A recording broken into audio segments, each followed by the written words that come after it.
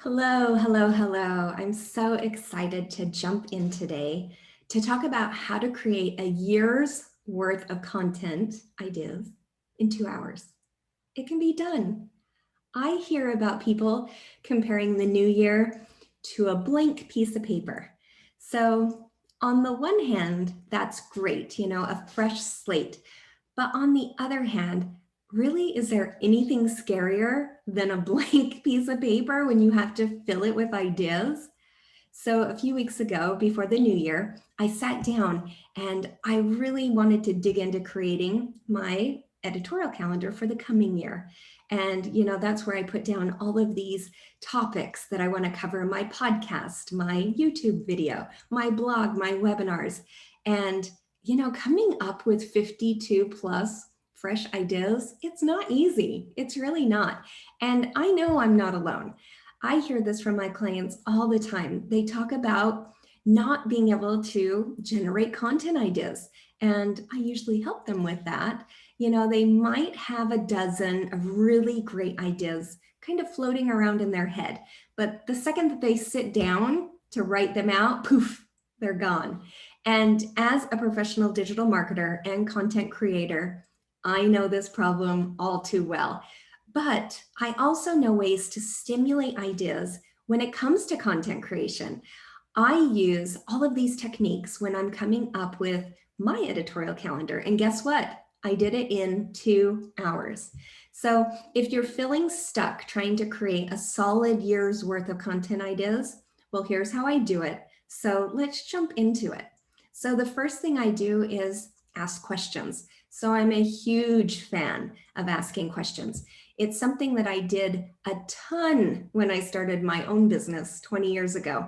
I felt like I was constantly asking myself questions. Not only does it help me connect with my clients and learn their needs, but questions also help me grow my business. And some of the best questions that I get are from my clients. So, for example, whenever I hear a really great question from a potential client or a current client, I write it down. I have a notepad here on my desk, and anytime an idea comes into my brain, I write it down. And, if the client's curious about that question, then chances are others will be curious as well. And it's the reason why I encourage my clients to ask me anything. Another place I see a lot of great questions is in social media. So over the last year, I've been putting a tremendous effort into growing my brand on Instagram. And I've been doing that through engagement. And with increased engagement comes questions. So what do I do? How can I help small businesses? What does my team look like? And by taking the time to answer these questions, I can create content that has real relevance for my clients. So what questions are your customers asking you? By answering them, you'll be doing more than providing excellent customer service. You'll also be creating useful, valuable content. So next up is hashtags. So for many people, hashtags are simply a way to get their social media message out. For example, you might see me use virtual assistant or digital marketer in some of my posts. But hashtags are also an incredibly effective way to make your content easier to find. But there are other uses for hashtags, and that's to engage with your audience directly. So if you're lacking content ideas, I can guarantee that your audience has tons of them. So why not use hashtags to reach out to your followers and potential followers on social media? So simply ask them what they'd like to learn about. What kind of content would they like to see from you in the future? And your next great content idea might come from just surveying your current audience. Next up is your analytics. It amazes me how little some clients pay attention to the wealth of information provided by their website. Your website is the most valuable tool that you have for generating useful data, especially when it comes to content ideas. So if you utilize WordPress, Squarespace, or a similar platform, there are dozens of analytical features that can tell you which of your pages, your blog posts are getting the most traffic. That data is really interesting, but how do you use it to generate ideas? If you have a blog with an incredible level of engagement, it might be smart to take that topic and spin it off into several more pieces of content. So if you have a blog that performed terribly, then of course you'd want to forego updating similar topics in the future. And of course, your website isn't the only source of analytics that you can use to generate content ideas. So for example, Facebook provides a ton of analytics, especially if you're running Facebook ads. By seeing what people click on, then you can generate more of that type of content. And yes, you should always be trying new things as a small business owner. There's really absolutely no reason why you can't give your clients exactly what they're looking for in terms of content. Heck, it might even give you some new ideas for products or webinars. Next up is one of my favorite tools, Ubersuggest. So when it comes to content, it's often the keywords that are going to bring in the traffic. And keywords are precisely that, the key words. They're the keywords and phrases in a piece of content that people would be actively searching for when using Google or another search engine. And it's really a necessary part of a viable SEO strategy. And by using interesting, unique keywords, your content will appear in people's search results. The problem is that you need to figure out which keywords are right for your business. And so to help with this, again, huge fan of the online tool called Ubersuggest, and I'll leave a link to it below so you can check it out. With it, you can see what keywords are ranked highly by search engines and even Facebook. Using these keyword search tools will also give you suggestions for new keywords that could generate exciting content ideas that maybe you haven't thought about. So for example, let's say that you're searching the keyword video games. Shout out to my son next door over here. Well, if you put that into Ubersuggest, then you would get keyword suggestions like video game store, video game controller, movies with video games, video game characters. And you could take any of those keywords and spin it off into its own blog topic. And another excellent method to come up with new ideas is to do a Google search. There are literally billions of blogs on the internet, millions of which are probably focused on your industry. And by reading other people's blogs and content, that could inspire you with creating your own new content. But keep in mind, I'm in no way advocating for stealing other people's ideas. Copying a blog title word for word, that's not going to work. That's plagiarism, period. But what I do suggest is letting interesting and well-written blogs inspire you and inspire new ideas. But what should you do with all these great ideas as you have them, right? So we're going back to that notebook that I have right here. So I feel that sometimes the old ways are the best ways. So I realize that as a digital marketing expert, there are times when I do prefer to go old school with a pen and paper. I have it right here. But when it comes to ideas, I really do, because they come to me all day long as I'm working, and it's just faster for me to jot it down in my notepad. And because I never know when the inspiration is going to strike, there's been times when I'm working on a client's social media campaign or editing an email, and even times that I'm on a call when I suddenly get an idea and I just want to hurry and jot it down.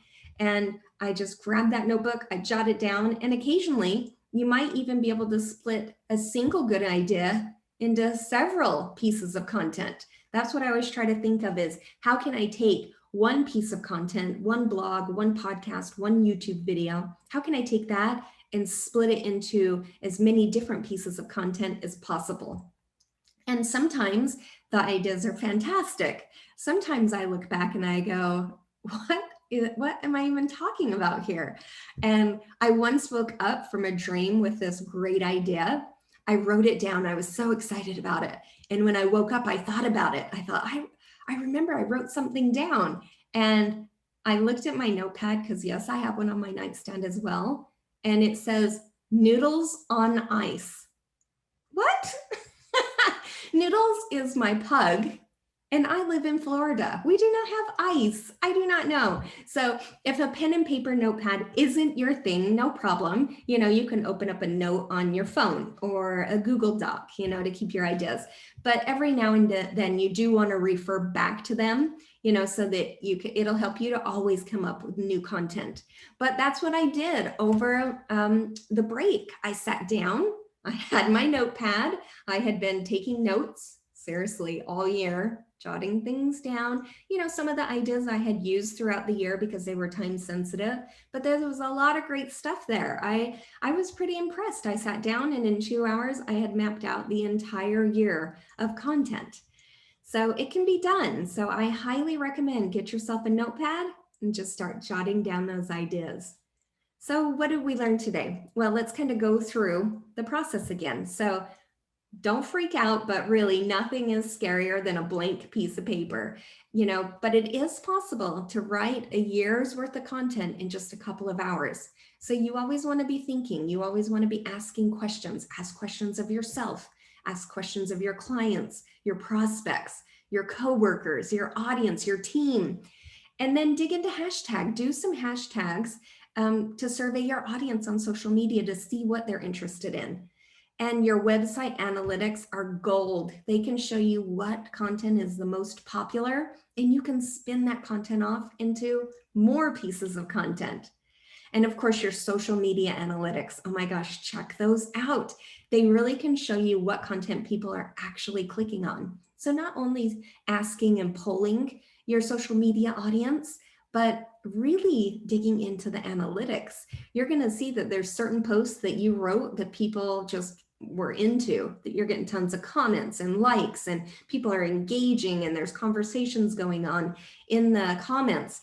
Those are the pieces of content that you want to create more of. And if you do need to come up with some fresh new keywords, then check out Ubersuggest or do some Google searching, or check out some of your favorite, blogs that you really enjoy from your mentors or, people that inspire you. And of course, always carry a notebook around. I know I have them kind of all over the place. I have one on my desk, I have one on my nightstand, I have one in my purse, but I always carry it because I never know when an idea is going to pop in my mind. And if you don't like paper and pen like me, then use the Notes app on your phone, whatever is going to work best for you. But just remember that any piece of content idea that you come up with, it can really be split into several different pieces of content. So that's really exciting. But one last tip. So if you're trying to come up with ideas in a vacuum, that is super challenging. But when you have a framework to put your ideas in, that really helps. That, for me, helps the creativity really flow. And I do have a free social media calendar template. So I will drop the link below for you. And I also have an editorial calendar template, and I'll drop that link below as well. I mean, these will really help you to break down not only your content ideas, but your social media ideas as well. And when you kind of get that all scheduled out into a really detailed posting schedule, then boosting your reach and connecting with more clients just becomes easier and easier than ever before. And of course, if you're feeling stuck, and you need someone to bounce ideas off of, or, you really just don't have time to deal with all this content and you need help, please reach out. This is something that I do all of the time. I can definitely sit down with you, ask the questions that I need to ask to pull together the information that I need to gather, and then I can sit down and create the annual content calendar for you. So either way, please, I'd love to hear from you if you have any questions at all. And I will see you next week with another fun YouTube video. And don't forget to subscribe and have a good day.